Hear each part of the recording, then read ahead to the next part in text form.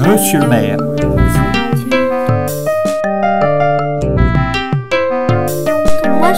Alors je vais vous expliquer. Tous les 6 ans, il y a des élections municipales. Ça veut dire que toutes les madames et tous les messieurs qui ont plus de 18 ans, qui habitent Aigrefeuille, vont voter.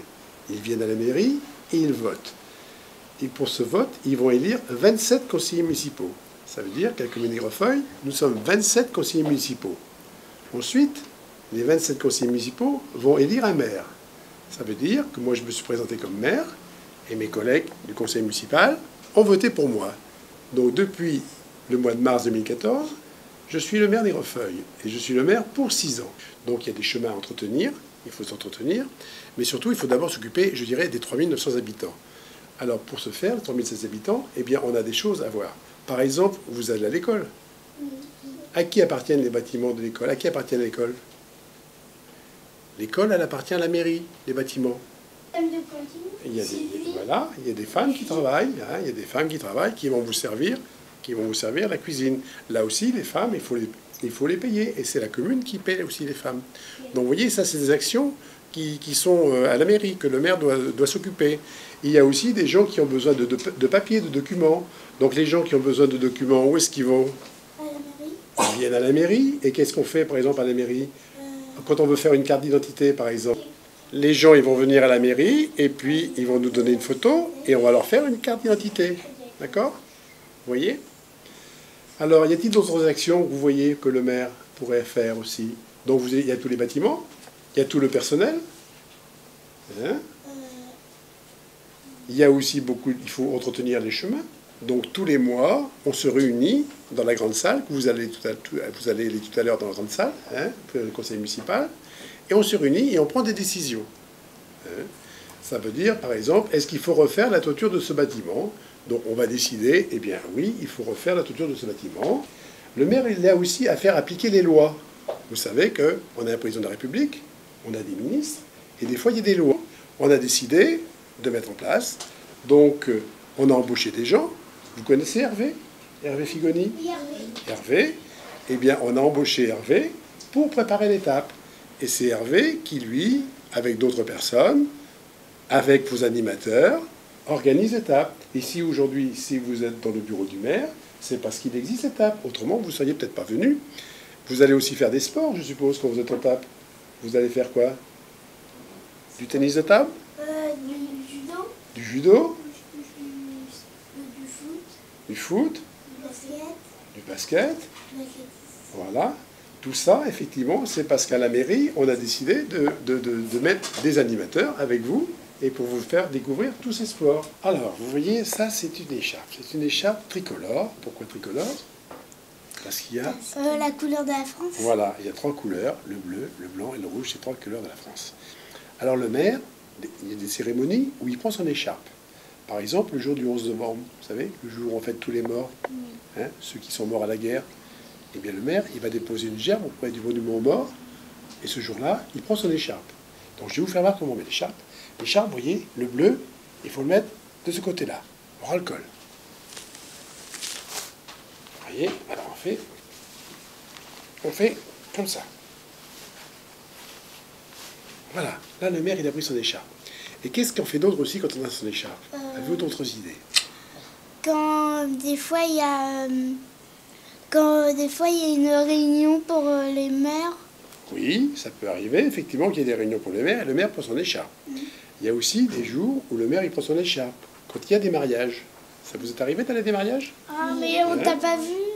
Ah, vous m'avez pas vu? Ah, ben voilà, mais vous me verrez peut-être un jour.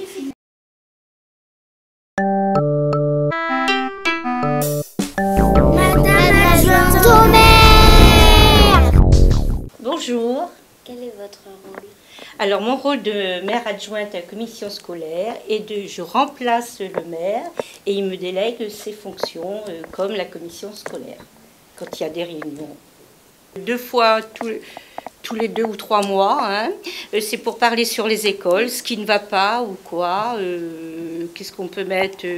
On fait des préparations pour des fêtes des écoles, de Noël, et surtout au niveau surtout pour vous les enfants, hein.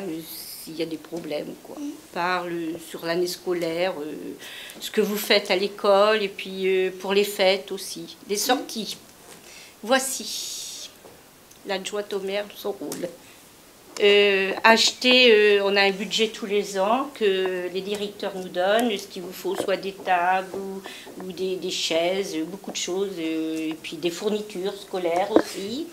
Et puis aussi entretenir, acheter des rideaux, qu'est-ce que je peux dire en plus Les carreaux?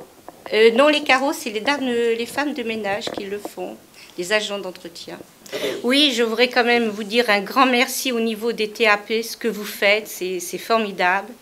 Beaucoup de choses, je vois que vous faites beaucoup de choses avec vos animateurs, hein, félicitations, et continuez bien à travailler comme ça, c'est formidable.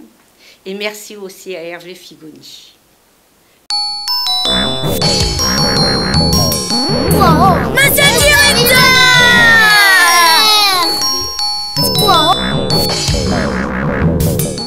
Je fais le travail de direction. Le travail de direction, c'est le directeur, c'est l'interlocuteur, c'est celui qui parle au nom de l'école. C'est l'interlocuteur de tous les partenaires, ce qu'on appelle institutionnels, soit la mairie, les parents d'élèves, etc. Voilà. Et bien, le travail du directeur, lui, il est responsable du bon fonctionnement de l'école. Donc, il doit faire en sorte qu'on puisse bien travailler à l'école. Et on travaille où à l'école? Qu'est-ce qui est le plus important dans une école? C'est la direction. C'est les classes. Le travail se fait dans les classes auprès des élèves. Donc, il faut que les professeurs et les élèves, ils aient des bonnes conditions pour travailler. Donc, voilà. Moi, c'est ça mon boulot. Pourquoi j'ai voulu faire directeur? C'est un métier, il n'y a pas beaucoup de gens qui veulent le faire, mais il est important, parce qu'une école, s'il n'y a pas de directeur, ça va mal fonctionner. Et moi, si je l'ai fait, c'est parce que j'aime bien être dans ma classe. Mais si au niveau de direction, ça ne marche pas bien, ben après, dans les classes, on ne peut pas bien travailler. Alors moi, je dis autant que je fasse directeur. Il n'y avait personne qui voulait le faire. J'ai voulu le faire.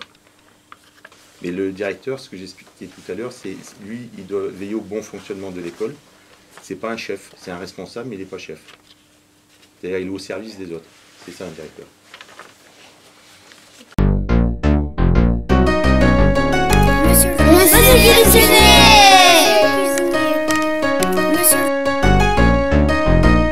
Moi, je m'appelle Patrick, je suis cuisinier à la mairie. Bonjour Thaïs, moi je m'appelle Stéphane et ça fait 14 ans que je suis cuisinier avec Patrick à la mairie des Greffeuilles. Voilà.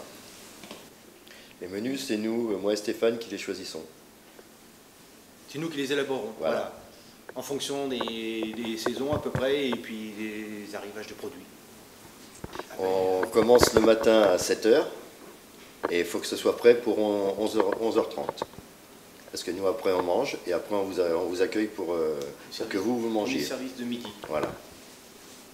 On a une tenue pour la partie civile et à partir du moment où on arrive ici, on change pour ne pas amener de microbes de l'extérieur, de façon à ce que vous ne soyez pas contaminé, que vous n'attrapez pas de maladie, on ne sait pas, on peut attraper n'importe quoi et le ramener dans la cuisine. Donc, on met tous les jours une tenue pour le travail, voilà, et qui est lavée régulièrement. Et moi, à la base, je suis boucher, charcutier, traiteur. J'ai fait une formation traiteur avant de faire de la cuisine pour vous. J'ai travaillé à l'extérieur, j'ai fait beaucoup de charcuterie, beaucoup de boucherie. J'ai fait une formation traiteur et ensuite je suis venu rejoindre Patrick ici il y a 14 ans pour continuer la cuisine avec lui. Et puis pour travailler pour vous. Et moi, en ce qui me concerne, j'ai commencé à l'âge de 16 ans en apprentissage et j'ai toujours fait de la cuisine. J'ai travaillé en restaurant, en restauration, et après j'ai travaillé un petit peu pendant 6 ans en maison de retraite, et maintenant ça fait 20 ans que je suis ici à faire à manger aux enfants. Les viandes sont en majorité fraîches, hein, c'est pareil, ouais. On a des fournisseurs. Bon, comme tantôt vous avez mangé un poulet basquez, les cuisses c'était du poulet frais. Demain, non, par contre, jeudi, c'est du poisson. Donc là, c'est un peu plus compliqué, il doit avoir du poisson frais, mais ça nous arrive de faire des poissons frais. Ouais, on a une réglementation au niveau des steaks hachés. Il faut qu'on ait des steaks hachés surgelés. Donc c'est pour ça que vous n'en mangez pas beaucoup, parce qu'on est obligé de les faire très très cuire à cause d'une certaine maladie pour pas que vous l'attrapiez. Donc du coup, les steaks hachés, on n'en fait plus. On n'en fait plus. On en faisait Autrement, avant, on en faisait avant, mais on ne prend pas le risque plutôt de vous faire quelque chose de pas très bon à manger. Il faut que ce soit cuit à cœur à 73 degrés. Donc à 73 degrés, c'est... On préfère ne pas en faire.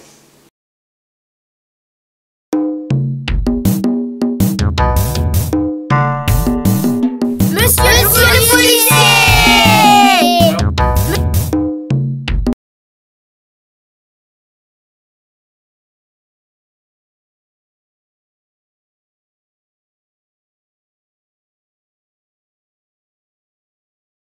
Et on s'arrête là. Stop, on s'arrête là. Donc voilà, comme je vous expliquais tout à l'heure, voilà les choses qu'il ne faut pas faire. Dans cette rue, pour que vous soyez en sécurité, il y a 3 choses à ne pas faire. Il faut dire à papa et maman, ne pas stationner sur le passage piéton, donc que vous voyez là, les bandes jaunes pour votre sécurité et les trottoirs. Donc quand vous voyez un véhicule mal stationné comme ça, où vous n'êtes pas en sécurité, ne bougez pas, je vais vous montrer. Stop. Et là, vous traversez, allez-y, là vous êtes en sécurité. Ce que vous faites, allez, bah vous passerez dedans et pour embêter le monsieur. Parce que lui, il n'a pas le droit de rester là. Voilà, allez-y. Et il sera embêté parce que sa voiture va être sale. Voilà, allez-y. Voilà. Donc ça, voilà, il y a 3 endroits où il ne faut pas. Donc il faut surtout dire à papa et maman, passage piéton, trottoir et bande jaune. Il ne faut surtout pas se stationner. Vous voyez ce que ça risque? Voilà, et vous risquez d'être en danger. Ce qu'il faut dire à papa et maman, c'est que quand ils sont mal garés, c'est une contravention, c'est 35 €. D'accord? Donc ça fait cher. Voilà, il vaut mieux qu'ils vous achètent des momos qui vous donnent un restaurant que de donner ça à l'État. Donc voilà, le monsieur est mal garé. En plus, c'est un Corse, vous voyez, 2A. Donc on va le verbaliser. Je lui mets une contravention. Donc on prend la plaque d'immatriculation AL 522MK. On met la marque Citroën. On met le lieu, vous voyez, Inter, comme ça on sait où il est. Inter, et on met la rue des Écoles. Et on met stationnement gênant. À partir du moment que tout est marqué, je prends la contravention. Et vous venez avec moi, on la donne au monsieur, et on dit au monsieur, voilà monsieur, bonjour, le stationnement est gênant pour la sécurité de vos enfants, il faut impérativement respecter. Voilà, c'est une contravention de 35 € pour vous être stationné sur la bande jaune. Voilà monsieur, bonne journée. Bonne journée. Le vélo arrive, regardez le vélo. Voilà. Stop. Monsieur, bonjour. Voilà, nous avons créé donc une piste cyclable pour les vélos afin de sécuriser les enfants qui sont à la sortie de l'école sur le trottoir. Je vous demanderai donc de respecter afin de ne pas pénaliser les enfants, qu'il n'y ait pas de danger. Donc, je vous demanderai d'emprunter la piste cyclable, s'il vous plaît.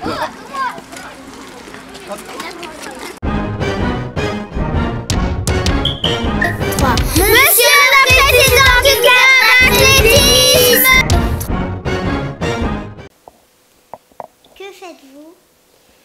Eh ben, je dirige le club, j'entraîne, je fais aussi des compétitions, j'emmène les enfants aux compétitions, j'entraîne les enfants, j'entraîne les adultes. Voilà. Pourquoi les gens viennent dans votre association? Je pense qu'ils doivent s'y trouver bien, qu'ils viennent faire du sport, mais aussi se détendre, c'est-à-dire avec un objectif de convivialité et de plaisir. Dans l'athlétisme, là on a parlé beaucoup marathon, mais l'athlétisme c'est différentes disciplines. Donc par exemple il y a 4 sauts, saut en hauteur, saut à la perche, donc c'est les sauts avec barre, des sauts vers l'avant, donc longueur ou triple saut, donc ça fait les 4 sauts, les 4 lancers, donc 2 lancers vers l'avant, poids ou javelot, et 2 lancers en rotation qu'on lance dans une cage, comme la cage qu'il y a à côté du rugby là-bas, le disque ou le marteau. Donc après il y a les courses avec des haies. On doit en voir sur les photos, peut-être, non, peut-être pas. Hein. Donc, il y a des courses avec des haies hautes, hein, donc 100 mètres pour les filles ou 110 mètres pour les garçons, et des haies basses, donc 400 mètres. Hein. Après, il y a encore avec des haies, mais là, il y a aussi une rivière qu'on appelle le 2000 ou 3000 steeps. Donc là, ils ont des haies à sauter.